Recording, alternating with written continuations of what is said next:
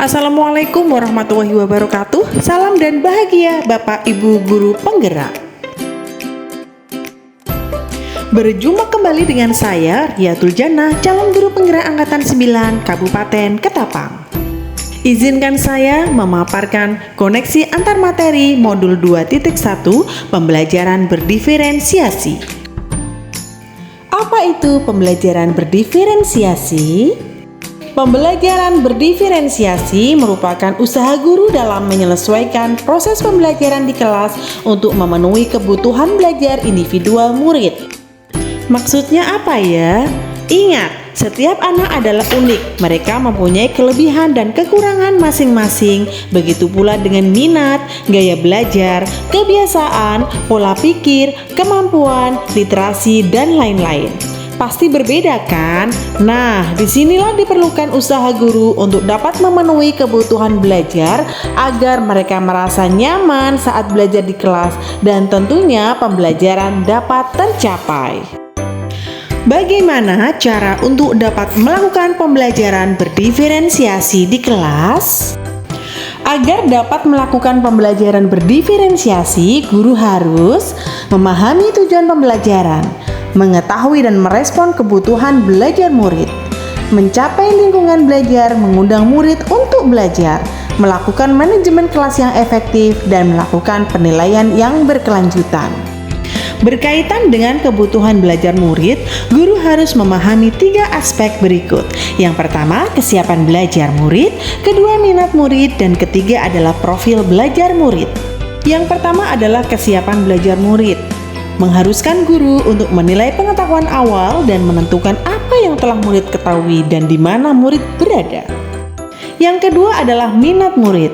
Minat setiap anak berbeda-beda. Minat adalah salah satu motivator penting bagi murid untuk terlibat aktif dalam proses pembelajaran. Yang ketiga adalah profil belajar murid. Profil belajar murid berkaitan dengan lingkungan, budaya, gaya belajar, kecerdasan majemuk yang berbeda satu anak dengan yang lainnya. Kebutuhan belajar murid dapat diidentifikasi berdasarkan cara-cara berikut ini. Yang pertama, mengamati perilaku murid-murid, kemudian mengidentifikasi pengetahuan awal, kemudian mereview dan melakukan refleksi terhadap praktik pengajaran, pembicaraan guru dengan murid sebelumnya, membaca report murid di kelas sebelumnya, dan menggunakan berbagai penilaian formatif dan diagnostik. Strategi untuk melakukan diferensiasi pembelajaran adalah yang pertama, diferensiasi konten, kedua, diferensiasi proses, dan yang ketiga adalah diferensiasi produk. Diferensiasi konten berkaitan dengan apa yang kita ajarkan seperti materi, konsep, atau keterampilan yang perlu dipelajari berdasarkan kurikulum. Mendiferensiasi konten biasa dilakukan dengan membedakan pengorganisasian atau format penyampaian, bukan mengubah atau menurunkan standar kurikulum.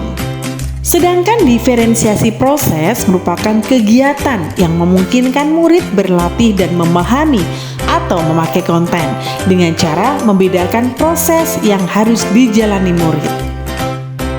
Dan yang terakhir adalah diferensiasi produk. Bukti yang menunjukkan apa yang murid telah pahami dengan cara membedakan atau memodifikasi produk sebagai hasil belajar murid, hasil latihan, penerapan, dan pengembangan apa yang telah dipelajari. Adakah keterkaitan antara modul pembelajaran berdiferensiasi dengan modul-modul yang lain? Baik itu modul 1.1, 1.2, 1.3, 1.4, dan 2.1. Keterkaitan modul 1.1 dan modul 2.1 adalah untuk dapat melakukan pembelajaran berdiferensiasi, maka guru harus berusaha memenuhi kebutuhan belajar anak sesuai dengan kodrat alam dan kodrat zaman berdasarkan filosofi Ki Hajar Dewantara. Sedangkan keterkaitan modul 1.2 dan modul 2.1 dalam melakukan pembelajaran berdiferensiasi, seorang guru penggerak harus berpihak kepada murid, reflektif, mandiri, kolaboratif, dan inovatif untuk menciptakan pembelajaran-pembelajaran berdiferensiasi agar dapat memenuhi kebutuhan murid.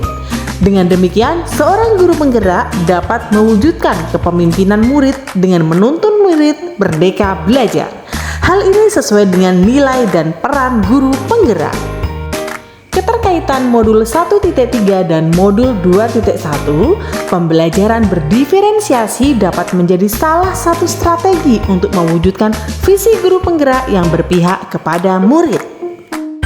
Dan modul 1.4 dan modul 2.1 memiliki keterkaitan dalam pelaksanaan pembelajaran berdiferensiasi antar guru dan murid. Harus ada kesepakatan kelas terlebih dahulu agar proses pembelajaran dapat berjalan dengan baik dengan nilai-nilai budaya positif. Demikian pemaparan koneksi antar materi modul 2.1. Semoga menginspirasi dan terima kasih. Salam dan bahagia. Wassalamualaikum warahmatullahi wabarakatuh.